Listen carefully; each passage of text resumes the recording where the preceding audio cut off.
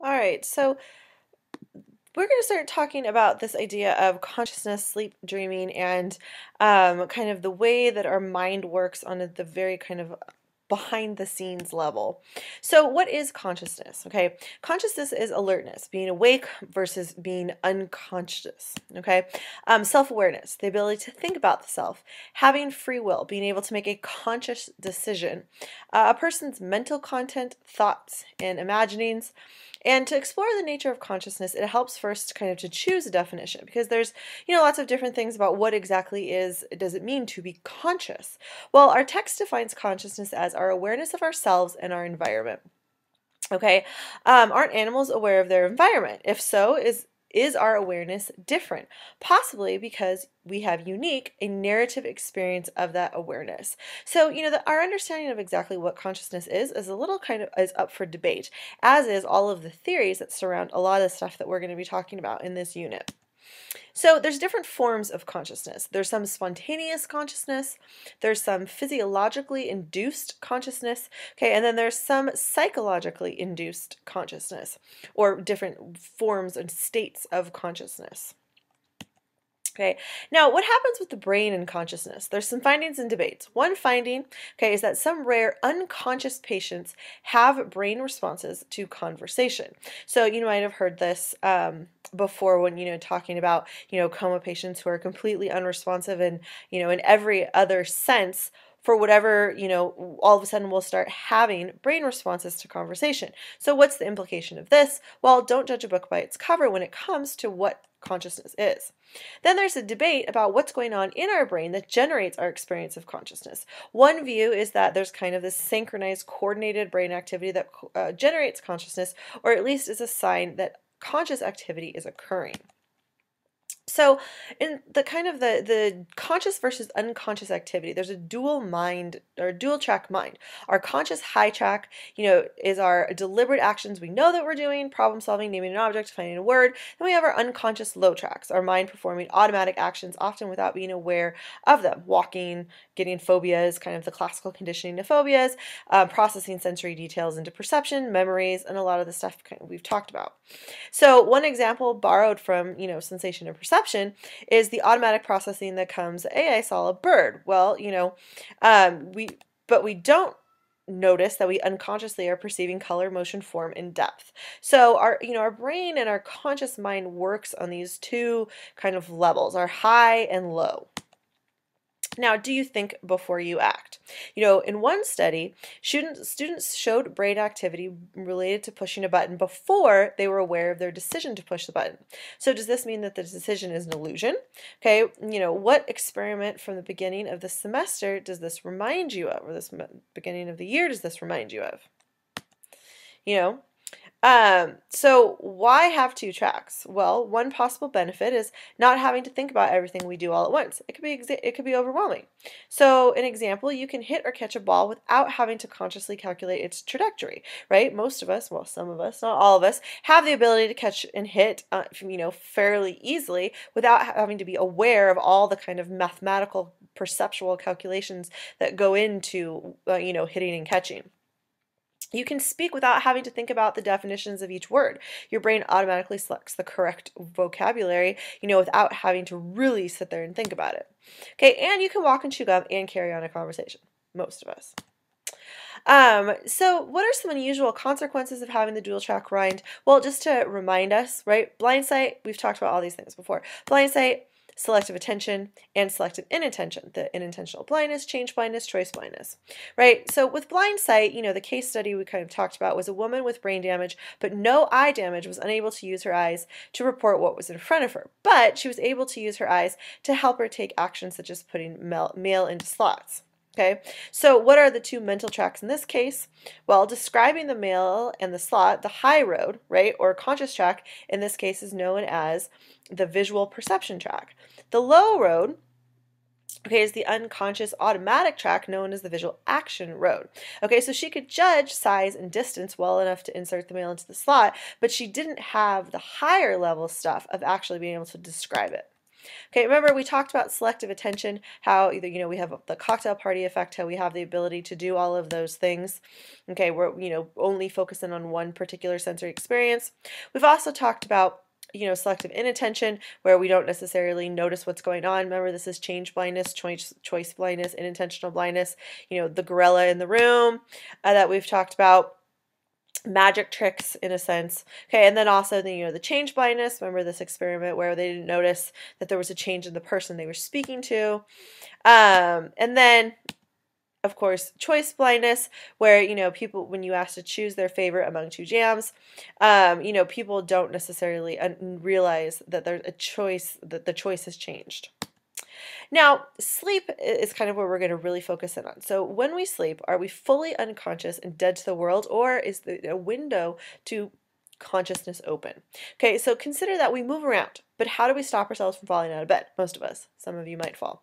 Okay, sometimes we incorporate real world noises into our dreams. Having a great dream and all of a sudden your mom's voice infiltrates your dream because she's screaming at you to wake up. Okay, some noises, such as a baby's cry, wakes us more easily than others. So how do we learn about sleep and dreams? Well, we monitor EEGs, okay, brain waves, and we monitor muscle movements during sleep. Okay, we can expose the sleeping person to noise and words and then examine the effects on the brain. Okay, and then we can wake people and see which mental state they're in and which mental state goes with which brain-body state. So what are the daily rhythms in sleep? Well, our circadian rhythm, term you definitely need to be aware of, okay, refers to the body's natural 24-hour cycle, roughly 24 hours. Don't get stuck on that 24-hour. Okay, as any answer choice that is as close to 24 hours is what you want to choose. Okay, so what changes over those 24 hours? Well, you have body temperature, arousal, and mental sharpness kind of go up and down throughout the day.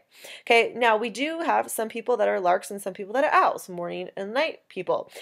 General peaks in alertness, evening peak, the 20-year-old owls, and the morning peaks are the 50-year-old larks. So we do tend to see that we change, not that there's this variation of morning and night person from person to person, but also it changes as you get older. So what are the stages and cycles of sleep? Well, sleep stages refer to the distinct patterns of brainwaves and muscle activity that are associated with different types of consciousness in sleep. Okay, and there are 4 major types of sleep.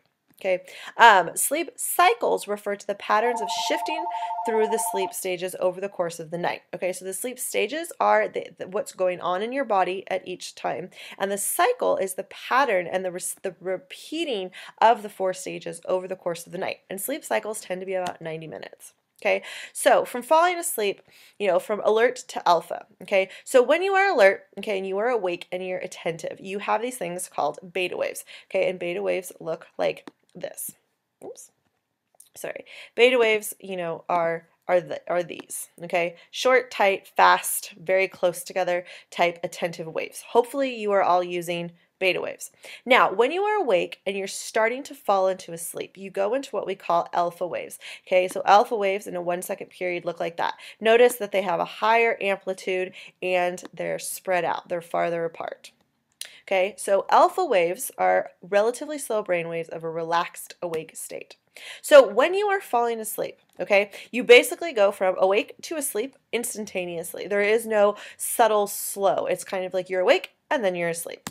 Okay, your breathing starts to slow down, your brain waves become slower and irregular, okay, and then you may have hypnagogic, I can't say that word right, hallucinations while falling asleep, okay? This is a word that you need to be aware of, okay? And basically what it is it's kind of like,